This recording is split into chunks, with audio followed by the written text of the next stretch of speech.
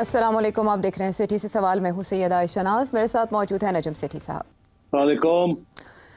आज एजेंडे में सरफहरिस्त है वो ख़बर जिसने आलमी सतह पर एक रद्द-ए-अमल को दावत दी है। बरतानिया, ऑस्ट्रेलिया, चाइना, पाकिस्तान की जानिब से शदीद तहफ़्फ़ुज़ात का इजहार किया गया है उस इसराइली मनसूबे पर जो इसराइली सिक्योरिटी कैबिनेट ने अप्रूव कर दिया है, गाज़ा पर कब्ज़े का फ़ौजी मनसूबा। इस सिलसिले में जो इमेज हैं, सैटेलाइट इमेजेस, वो भी दिखा रहे हैं फ़ौजी नकलो हरकत के ग्राउंड ऑपरेशन किसी भी वक्त शुरू हो सकता है।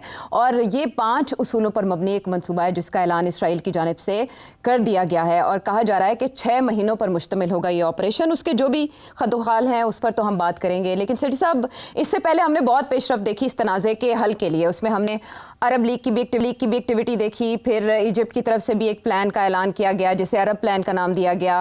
प्रेसिडेंट ट्रंप ने अपने तौर पर एक मनसूबे का ऐलान किया था, उनके अपने ख्वाब थे, उस पर उन्होंने AI जनरेटेड एक वीडियो भी अपलोड की थी अपने अकाउंट के ऊपर जिस पर काफ़ी ज़्यादा रद्द-ए-अमल आया था और गम गुस्से का इजहार किया गया था अरब कंट्रीज़ और मुस्लिम कंट्रीज़ की तरफ से।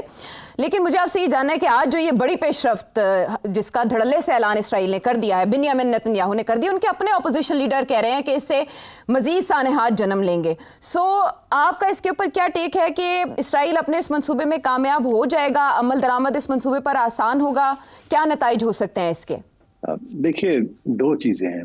एक ये कि क्या इसराइल ने ये कहा है कि सारा गाजा जो है वो हम एनेक्स करने लगे, या ये कहा है कि जहां उस गाजा के उन इलाकों में जहां इस वक्त उनकी फौज है, IDF है, उसको वो फौज को और मजबूत वहां करेंगे और सेटलर्स को भी वहां लाके उनको सेटल करेंगे, ताकि ये एक गाजा के अंदर एक एक एरिया जो है वो इजरायली सेटलर्स और इजरायली आर्मी जो है उसको ऑक्यूपाई कर ले। मेरा ख्याल है ये एक, जिसे कहते हैं ना, प्रीकर्सर है, ये एक चाल है, ताकि कल जब निगोशिएट करना पड़ेगा 2 स्टेट सोल्यूशन, जिसके ऊपर बहुत से भी इश्यूज हैं, जो कि कंडीशन है बाकी मुस्लिम ममालिक की टू रिकग्नाइज इसराइल, तो उसमें फिर ये गिव एंड टेक ये बात बनेगी वहां। तो मेरा ख्याल है अपने ताश के पत्ते जो है उनको पक्का करने के लिए, निगोशिएशन के लिए उन्होंने ये किया। मगर इसके अलावा इसी एक बैकग्राउंड भी है। बैकग्राउंड ये है कि 1967 के जंग के बाद जो कि मिस्र के साथ हुई थी, और उस वक्त भी इसराइल ने गाजा के अंदर सेटलर्स को इजाज़त दे दी थी कि आके वो सेटल करें।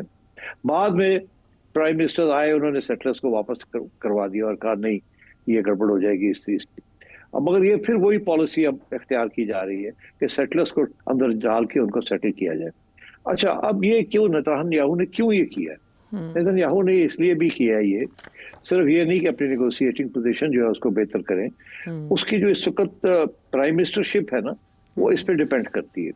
वो 2 बहुत राइट विंग पार्टीज, सेटलर्स की जो पार्टीज हैं, वो रिप्रेजेंट करते हैं कैबिनेट के अंदर। उनके बगैर ये प्राइम मिनिस्टर नहीं रह सकता, और उनकी तरफ से 2 किस्म के प्रेशर्स थे। एक ये था कि जंग करो और हॉस्टेज और नो हॉस्टेज, आप पै जाओ, उड़ा दो, मार दो, जेनोसाइड कर दो, और दूसरा ये कि फिर जमीन हमें लेके दो, हम वहां और भी सेटलर्स को करना चाहते हैं। तो एक किस्म की स्लो ऑक्यूपेशन जो उन्होंने बाकी जगह पे की है, यहाँ भी वो गाजा के अंदर भी वो करना चाह रहे थे। तो मेरा ख्याल है कि वहां, क्योंकि नेतन्याहू की पोजीशन वैसे इंटरनेशनली बड़ी कमजोर होगी, तो उसे फिक्र था कि अब मैं इसराइल के अंदर अगर मैं कमजोर हो गया तो फिर मेरा क्या होगा, मेरी छुट्टी ना हो जाए। इसलिए उसने उनकी जो डिमांड थी, वो 2 right wing, ultra right wing, orthodox settler parties, उनका एक डिमांड था, वो कंसीड किया। और मेरा ख्याल है पूरा नहीं कंसीड किया शुरू में। वो तो चाहते हैं सारे का सारा गाजा जो है नेक्स्ट कर लिया जाए। इसका एक किस्म का हवाला डोनाल्ड ट्रंप ने भी पहले दिया था कि जी ये तो मैं तो यहाँ रिवेरा बनाऊंगा और सारी रिकंस्ट्रक्शन जो है वो अरब नेशंस जो है वो करेंगे और इसको टूरिस्ट स्पॉट बनाएंगे, और पैलेस्टीनियंस जो है उनको तो हम भेज देंगे, जॉर्डन भेज देंगे, सीरिया भेज देंगे, लेबनान भेज देंगे। तो उनका क्या है, वो तो ऑलरेडी लार्ज पॉपुलेशन लेबनान में है, जॉर्डन में है, तो उनका क्या है, वो तो इससे ज्यादा पैलेस्टीनियंस जो है वो पैलेस्टाइन से बाहर है, तो ये भी वहां चले जाए और इसको हम बना देंगे एज अ रिवियरा और बेसिकली इजरायली आउटपोस्ट। तो मेरा ख्याल है कि वो तो बात चली नहीं, उसके तो बड़ा रिएक्शन आया था। मगर अब ये जो कदम उठाया है नेतन्याहू ने, दिस इज सर्वाइवल। एक तरफ सर्वाइवल है इंटरनली इसराइल के अंदर as a prime minister, because काफी उसके ऊपर कमजोरी, उसके ऊपर अटैक आ रही है।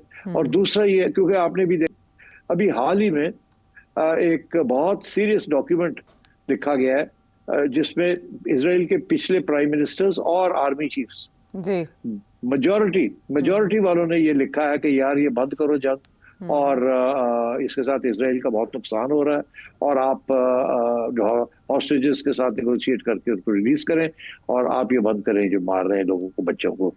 तो ये तो बहुत बड़ा वहाँ एक रिएक्शन आ रहा है, मगर उसकी पार्लियामेंट के अंदर जो प्रॉब्लम है उसका वो है the two right wing parties, इसलिए वो कंसीड नहीं कर रहा।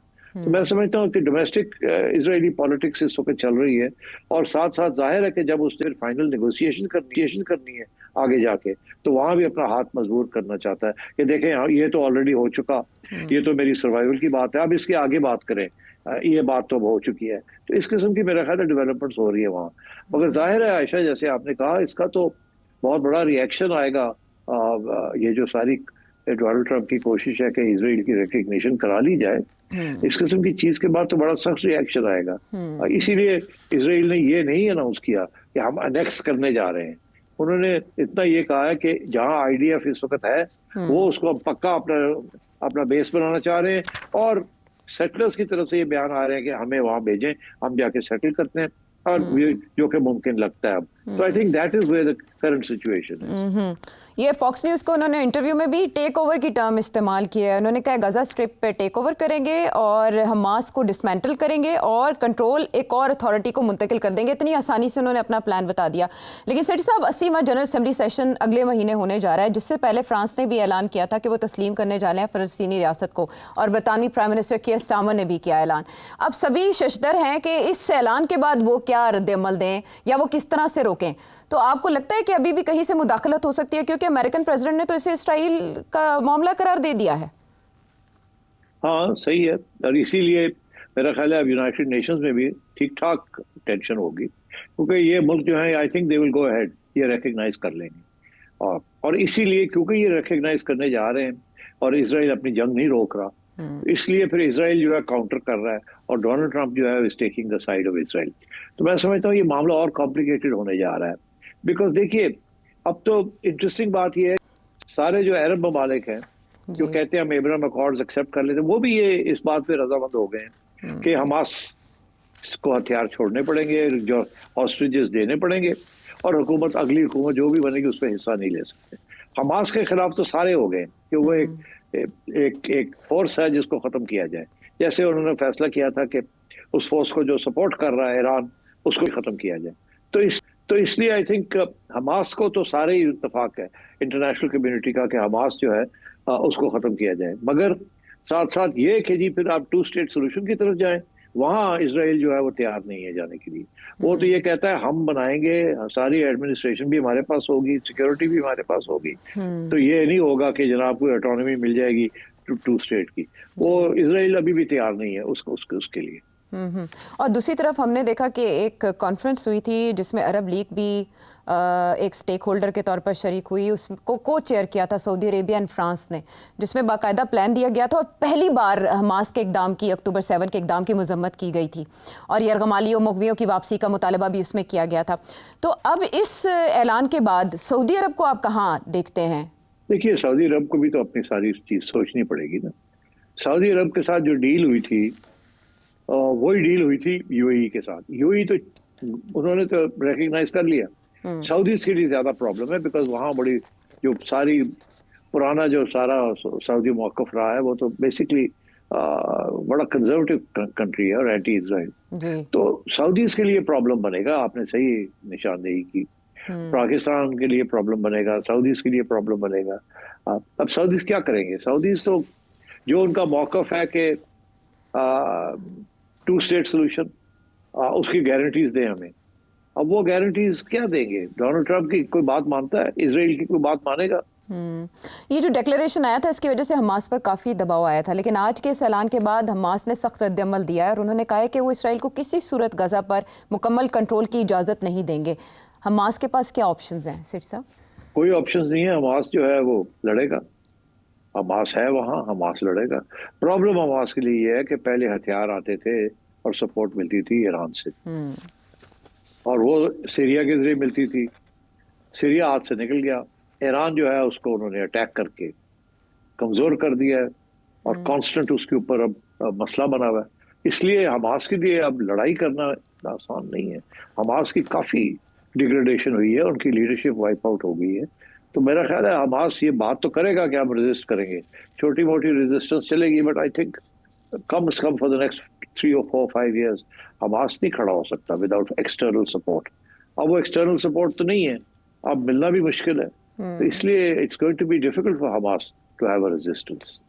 अच्छा सिट साहब, इससे पहले जब ईरान के साथ इसराइल की बात बिगड़ी और अटैक्स हुए दोनों तरफ से किए गए, तो उसमें अमरीकी मुशावरत या रजामंदी हमें कहीं ना कहीं शामिल हाल दिखाई दी। अब ये जो इसराइल ने यूं अचानक ऐलान किया है, इससे मुकम्मल आशीर्वाद अमरीका की हासिल होगी? नहीं, अमेरिका तो अभी भी ट्राई कर रहा है ना कि यहाँ किसी तरीके के साथ सीज फायर हो जाए, रेफ्यूजीज वापस चले जाए और एब्राहम अकॉर्ड्स एक्सेप्ट हो जाए। मगर अब उसके लिए भी मसला बन रहा है ना कि एब्राहम अकॉर्ड कैसे एक्सेप्ट होंगे इन हालात में। ये कदम जो उसने उठाया अपनी सर्वाइवल के लिए डोमेस्टिकली, वो इंटरनेशनली मसला बन गया है जी। तो आई थिंक मैं नहीं समझता कि ये मामला जो है ना आगे बढ़ेगा जब तक नेतन्याहू की छुट्टी नहीं होगी, जब तक इसराइल के अंदर नई लीडरशिप नहीं आएगी जो एक सेटलमेंट करने के लिए तैयार है। ये मामले और भी गंभीर होंगे, और भी कॉम्प्लिकेटेड होंगे, और लड़ाई झगड़े चलते रहेंगे। डोमेस्टिकली भी उन्हें रिएक्शन का सामना करना पड़ सकता है, क्योंकि बेंयामिन नेतन्याहू के सर्वाइवल का ये मामला था जिसके सबब उन्होंने ये बड़ा फैसला किया, जिसके बाद आलमी सतह पर रद्द-ए-अमल आने का सिलसिला जारी है। और United nation general assembly session के मौके पर भी हम देख सकते हैं कि मुख्तलिफ ममालिक अपना बहरहाल ये तो थी मशरिक़ वस्ता की सूरत हाल। और अब हम आगे बढ़ते हैं और बात करते हैं कुछ आलमी जराइद की, जो आलमी जराइद रिपोर्ट कर रहे हैं पाकिस्तान और इंडिया के मामलात को लेकर कि सीज़ फायर अमेरिका ने करवाया और इस बारे में मुख्तलिफ क्लेम्स किए गए। और उसके बाद सेठी साहब ने एक शो में बाकायदा इस बारे में बात की थी कि G7 से वापसी पर नरेंद्र मोदी जी को मदऊ किया था अमेरिकन प्रेसिडेंट डोनाल्ड ट्रंप ने, कि वो चाहते थे कि किसी ना किसी बहाने से ये दोनों आपस में एक चेयर पर बैठ जाएं। फील्ड मार्शल जो वहीं अमेरिका में मौजूद थे, नरेंद्र मोदी G7 से वापसी पर, लेकिन उन्होंने कन्नी कतराई, वो निकल गए। सिर्फ सब 3 बड़े अखबारात हैं जो इस बारे में रिपोर्टिंग कर रहे हैं, और ज़ाहिर है ये जग हसाई का मौका है नरेंद्र मोदी जी के लिए। राइटर्स लिख रहे हैं, ब्लूमबर्ग और टाइम मैगजीन। ये तनकीद, बढ़ती हुई तनकीद नरेंद्र मोदी पर किस बात की तरफ इशारा कर रही है? देखिए, वो लोगों का ये कहना है कि नरेंद्र मोदी ने ट्रंप को पढ़ा नहीं, पाकिस्तानियों ने पढ़ लिया कि ट्रंप क्या चीज़ है, क्या चीज़ उसे खुश करती है, कैसे उसे अपनी तरफ लेके आना है। नरेंद्र मोदी ये पढ़ नहीं सके, सीख समझ नहीं सके डोनाल्ड ट्रंप को, जिसकी वजह से ये नरेंद्र मोदी और इंडिया को नुकसान हो गया है।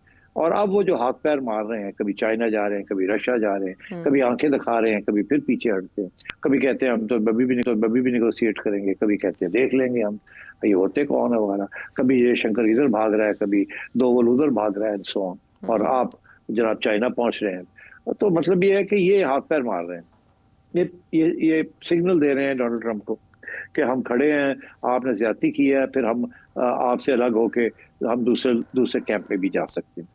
मगर ट्रंप को भी ये पता है कि दूसरे कैंप में ये जाके क्या करेंगे, वहाँ रशिया और चाइना, और अब पाकिस्तान चाइना के साथ मिल गया, वहाँ तो चाइना डोमिनेट करेगा, तो वहाँ उस कैंप में जाके क्या बैठेंगे, वहाँ तो कोई इनकी बात नहीं सुनेगा, तो ये वहाँ क्या करेंगे।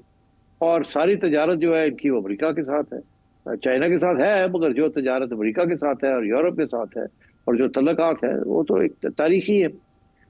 इसलिए अब Narendra Modi is in trouble, Netanyahu is in trouble, Narendra Modi is in trouble. और मैं आपको बता दूं, Donald Trump will get into trouble also, क्योंकि उसके जो 3 मकासद हैं वो अगर पूरे ना हुए तो within 6 months to a year Donald Trump की भी कश्ती जो है ना वो हिलनी शुरू हो जाएगी, और लोग दलेर हो जाएंगे उसके खिलाफ, क्योंकि वॉर्स तो वो एंड कर नहीं सका, फॉरएवर वॉर्स जो है मागा जो है वो बना नहीं सका, कोई industry is not going to move back to America. वो बातें हो रही है जी कि एप्पल आ गया, एप्पल ये करेगा वो करेगा, कोई नहीं, बातें हैं ये, कोई सब इंतजार में बैठे हैं कि ये चाइना के साथ क्या फाइनल सेटलमेंट होती है और कितनी लॉन्ग टर्म सेटलमेंट होगी या नहीं, डोनाल्ड ट्रंप बचता भी है कि नहीं बचता।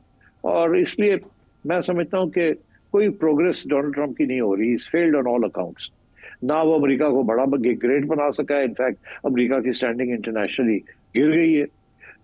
मेक अमेरिका ग्रेट अगेन, उसका एक पहलू इंटरनेशनल है, एक डोमेस्टिक है। डोमेस्टिक में कीमतें बढ़ने जा रही हैं, शॉर्टेजेस होंगे विद द इंटरिम पीरियड, आवाम खुश नहीं होगी। और जो टैक्स ब्रेक्स देना चाह रहा है वो अमीरों के लिए देना चाह रहा है, मिडिल क्लास और लो लोगों के लिए तो देना नहीं चाह रहा। तो वहां भी एक लावा पक रहा है और इसलिए वो डेस्परेट होता जा रहा है कि किसी तरीके के साथ यूक्रेन में जंग बंद कराई जाए और इसराइल और पैलेस्टाइन के अंदर भी सीज फायर कराई जाए।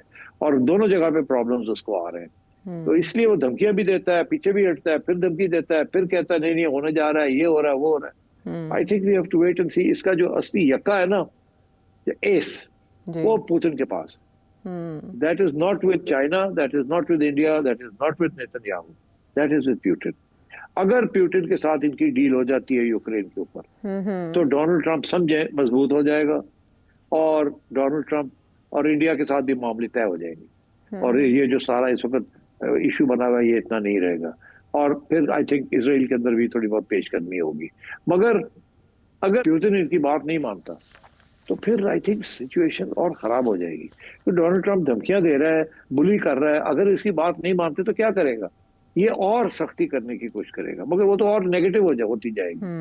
तो आई थिंक भी हमारी सब इस वक्त नजरें होनी चाहिए रशिया के ऊपर कि पुतिन क्या करेगा। Will Putin do a deal with Donald Trump on Ukraine और नॉट, या वो अपना वॉर चलाएगा, टेरिटरी लेगा, जब तक सारी उसके हाथ में टेरिटरी नहीं आ जाती और उसको इंश्योरेंस नहीं मिल जाता कि दिस इज परमानेंट और इसके ऊपर कोई लेन देन नहीं होगी, उस वक्त तक he will not stop the war. बहुत से शशपंज हैं इस नौइयत के मामलात में, लेकिन सिट साहब जिस तरह से आपने रूस का तस्करा किया, एक यक्का तो इज़राइल के हाथ में भी है। और इस सिचुएशन में जब तलखी है और नरेंद्र मोदी कहते हैं कि ऑपरेशन सिंदूर जारी है, तो बेंजामिन नेतन्याहू ने भारतीय सहाफ़ियों से गुफ्तगू करते हुए कहा कि उन्होंने वेपन्स दिए थे ड्यूरिंग ऑपरेशन सिंदूर जो इस्तेमाल हुए पाकिस्तान के खिलाफ। तो इस पर पाकिस्तान का रद्द-ए-अमल क्या होना चाहिए? पाकिस्तान का रद्द-ए-अमल तो पाकिस्तान को तो पता है, आज से नहीं पता, कब से पता है कि Indian arm forces, Indian intelligence, Indian spy agency ये बिल्कुल ऐसे है with Israel, with Mossad, with the IDF, with the Israeli government. ये आज से नहीं है। मैंने एक प्रोग्राम में बात की थी जिसके ऊपर कुछ लोगों को नाराजगी का इजहार किया उन्होंने कि मैंने बात क्यों की है ऐसी।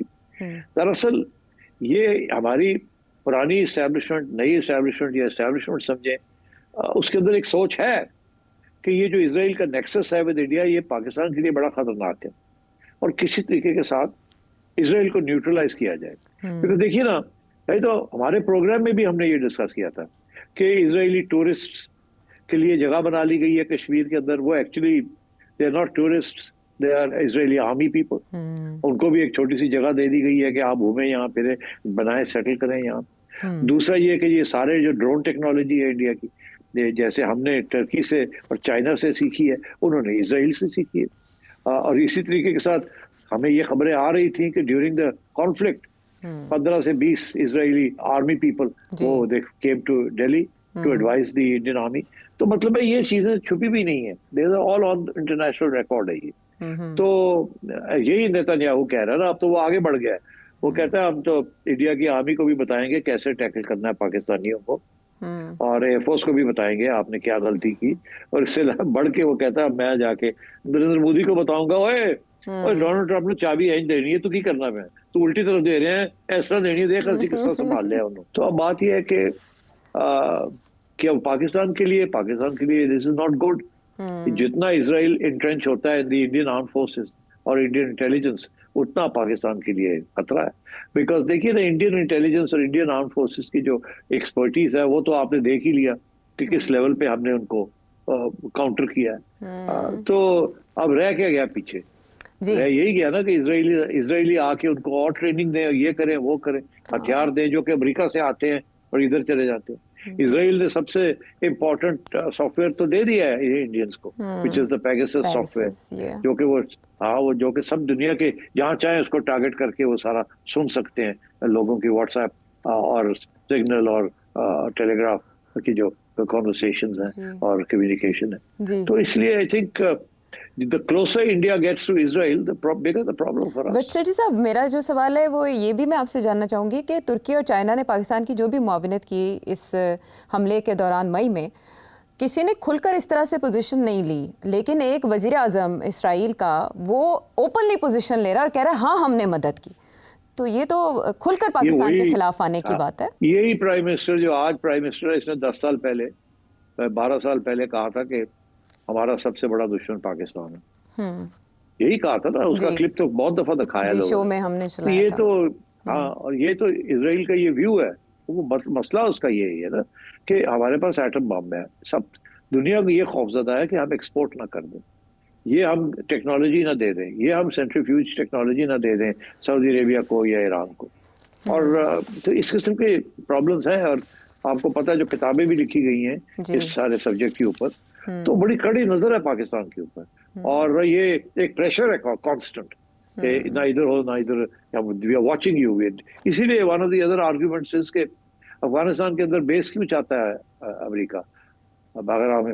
वहाँ क्या, वहाँ बैठ के वो देखो, keep an eye on your nuclear programme, constantly monitor it and your other military activities, and of course Iran. तो ईरान एंड पाकिस्तान राइट आप समझ जाए बात। ठीक है, लेकिन अब पाकिस्तान को भारत के अलावा इसराइल की एक्टिविटीज़ पर भी नज़र रखने की ज़रूरत है इस एतराफ़ के बाद इसराइली वज़ीर आज़म बेंयामिन नेतन्याहू के। ठीक है, और मामलात और आपके सवालात एक ब्रेक के बाद।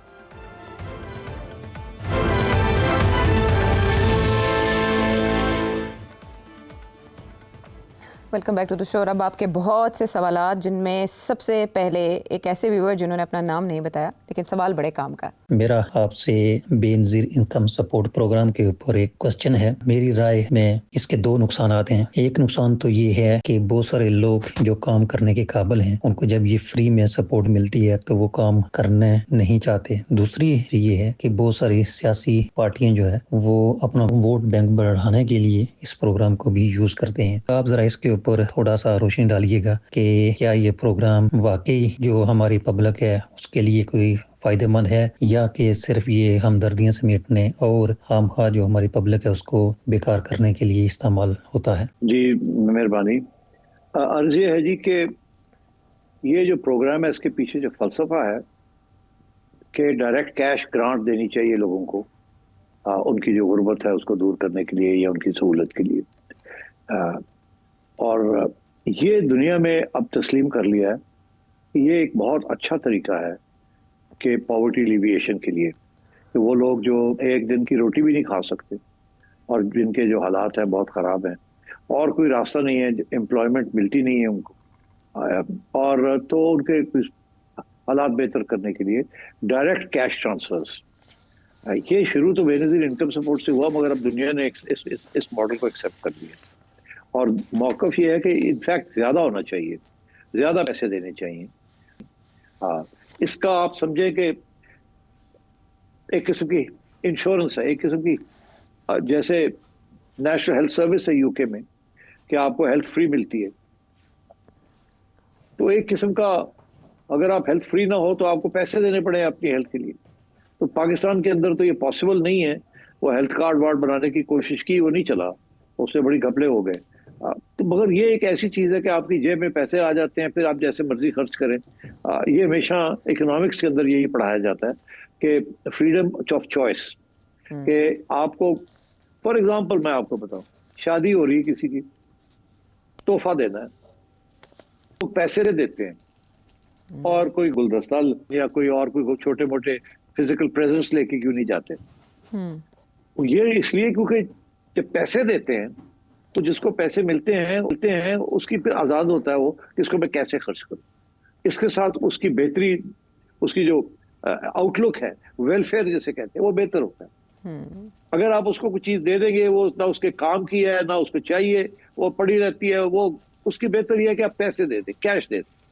तो ये इसीलिए ये आपने देखा जो वो लिफाफा शादी के ऊपर जो आता है लिफाफा, और आराम से लोग ले लेते हैं। This is the philosophy of the Benazir income support programme. ये नहीं है कि जी लोग काम नहीं करेंगे, यार उनको तो पहले मुलाजमत नहीं मिलती। पाकिस्तान के अंदर 40% से ज्यादा अनएम्प्लॉयमेंट है, लोग पॉवर्टी लाइन पे हैं, और अनएम्प्लॉयमेंट जो है वो 20-30% से ऊपर जा रही है। तो इसलिए ये इशू के जी वो फिर काम नहीं करेंगे, ये this is not, it doesn't work, ये गलत है, ऐसे नहीं होता। क्योंकि पैसे बहुत थोड़े मिल रहे हैं।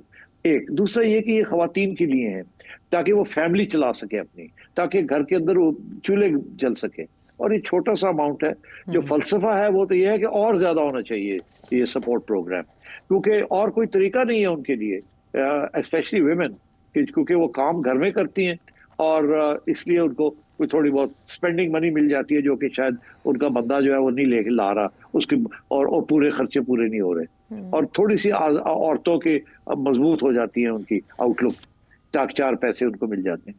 सो आई थिंक आपका ये जो खौफ है कि या फक्र है कि शायद ये मिसयूज हो रहा है, ये सही नहीं है। दूसरी बात ये है कि आपका ये कहना कि जी शायद वो सियासी तौर पे अपने सपोर्टर्स को देते हैं, एक्चुअली ये पूरे सर्वे करके और इसमें काफी साइंटिफिक बेसिस बनाया गया है बेनजीर इनकम सपोर्ट प्रोग्राम का, कि ये सियासी तौर पे इसको इस्तेमाल ना किया जाए। अक्रॉस द बोर्ड जहां जहां गुर्बत है, जिन जिन इलाकों में है, वहां टारगेट किया जाए। और जरूरी नहीं है कि वो किसी एक सियासी जमात का गाड़ा है या किसी और सियासी जमात का गाड़ा है। तो इसके ऊपर भी बड़ी रिसर्च हुई है और बड़ी कोशिश की गई है कि इसको न्यूट्रल रखा जाए, सियासी ना रखा जाए। तो इसलिए आई थिंक आपके दोनों ऑब्जेक्शंस जो हैं वो फैक्चुअली स्पीकिंग वो सही नहीं है।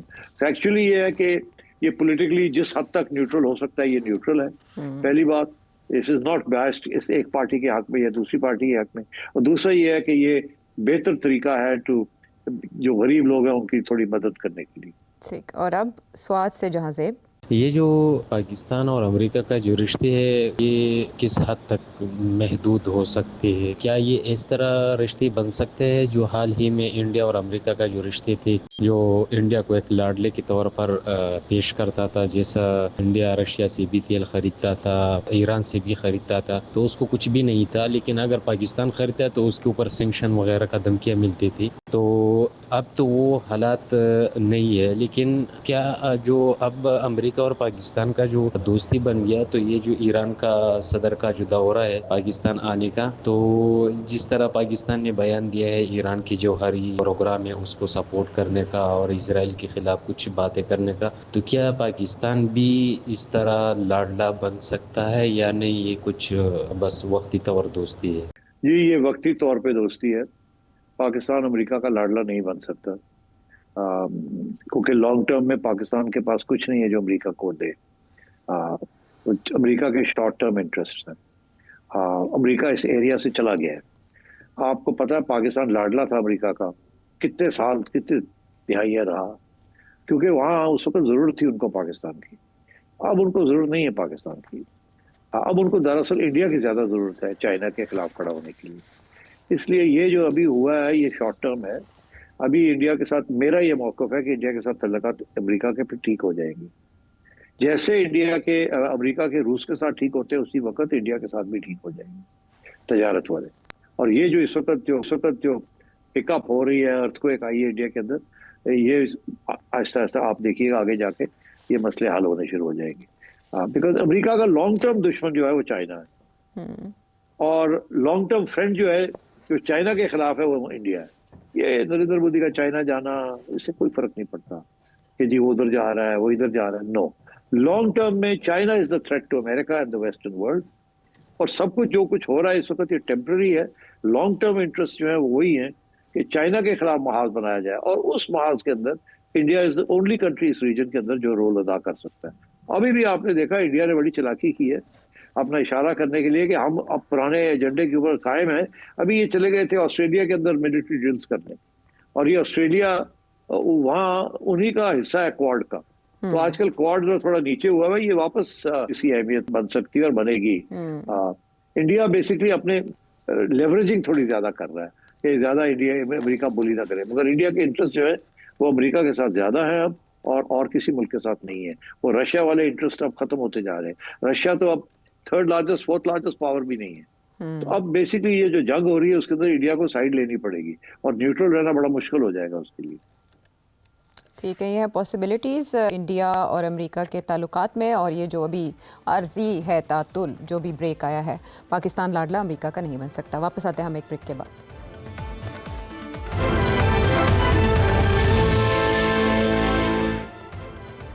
शो में साथ देने का शुक्रिया। और अब सवाल है दुबई से अरशद साहब का। अगर आपको मौका मिले इमरान खान से जेल में मिलने का, तो कि आप जाएंगे? क्योंकि एक प्रोग्राम में आपने आयशा नाज और मजहर अब्बास को जाने के लिए मशवरा दिया, अगर उस लिस्ट में आपका भी नाम आ जाए तो आप जा सकते हैं कि नहीं जा सकते? इस पे थोड़ा आप बात करें। भाई क्यों नहीं, मेरा नाम लिस्ट में डाल दें, और अगर इमरान खान साहब ओके करते हैं तो I would love to go and see him, अपने फर्स्ट हैंड जाके देखें हालात क्या हैं, उनकी व्यूज क्या हैं। इससे बेहतर क्या हो सकता है एक जर्नलिस्ट के लिए? I would love to do that. और मैं ऑनेस्टली आपको बताऊं, मजहर अब्बास साहब जेन्युइनली बहुत ज़बरदस्त जर्नलिस्ट हैं, इंडिपेंडेंट जर्नलिस्ट है। वो अपनी राय जो है वो किसी से इन्फ्लुएंस नहीं होंगे। अगर उनको मौका मिल गया वहां जाने का और देखने का तो he will give you a very good report, I am sure of it. लेकिन आपकी रजामंदी के बाद उम्मीद है कि कभी ना कभी आपका नाम आ जाएगा और हमारे बजाय आप ही विजिट कर रहे होंगे। I would love to go. हाँ, खूब गुजरेगी जो मिल बैठेंगे दीवाने दो के मुस्ताक। बड़ा अरसा हो गया आपकी मुलाकात हुई इमरान खान साहब से, इसी बहाने हो जाएगी, फिर जेल के ऊपर आपका तबसरा भी छपेगा। आपको एक बड़ी इंटरेस्टिंग बात बताऊं, जी कहानी जाके उस पे एंड कर दें आप। जी। वो ये कि जब खान साहब इधर थे, जमान पार्क में थे, बिफोर ही वाज अरेस्टेड, तो मुझे फवाद चौधरी साहब का पैगाम आया कि आप मिलना चाहेंगे कि नहीं मिलना चाहेंगे इमरान खान को। अच्छा। ये आज मैं आपको बता रहा हूँ। हाँ। तो मैंने फवाद से कहा क्यों नहीं, मैं मिलना चाहूंगा। तो उन्होंने कहा अच्छा चलो मैं फिर इंतजाम करता हूँ। तो मैं देखता हूँ कि खान साहब, उसके बाद पैगाम आया कि खान साहब वांट्स, वो कहते हैं हाँ ठीक है मिल लें। मैं भी मिलना चाहूंगा। मगर हुआ ये कि पीटीआई के कुछ लोग हैं जो कि जैसे कहते हैं ना more loyal than the king, उन्होंने सूंघ ली ये बात और उन्होंने ट्वीट करने शुरू कर दिया कि सेठी बेग कर रहा है कि मैं इमरान खान को मिलूं और इमरान रजामंद नहीं है। तो सेठी जो है वो मिन्नतें कर रहा है। तो फिर मैंने कहा कि यार रहने दो, फिर अगर तुसी इस तरह करना है, मैंने कोई मिन्नत की तो आपकी तरफ से मुझे आई थी कि आप मिलना चाहेंगे कि नहीं, तो मैंने कहा हाँ। तो आप ये पीटीआई वाले फिर शुरू हो गए, इनको जो मौका मिलता है वो किसी चीज को चलने नहीं देते और कोई ना कोई कंस्पिरेसी थ्योरी उसमें डाल देते। तो then I said to Fawad, I said यार रहने दो, मैं ਅਸੀਂ गंदे ही चंगे, ऐसी दूर बैठे चंगे हैं। चले, माजी में फवाद चौधरी साहब थे, अब तो राजा साहब है, सलमान अकरम राजा साहब, वो तो करवा सकते हैं इंतजाम, नाम आपका। वो बेचारे खुद नहीं मुलाकात कर सकते तो मेरी कितने कराएंगे। चले, बहरहाल ये आइडिया कर देते हैं फ्लोट कि कभी ना कभी तो सेठी साहब की हो जाएगी मुलाकात। पाकिस्तान तहरीक इंसाफ के लिए ऐसे दिन कब आएंगे ये देखते हैं, वक्त पर मुनहसर है। आपके जहन में हो कोई और सवाल तो इस नंबर पर भेजे। जो अगले प्रोग्राम तक के लिए इजाज़त है।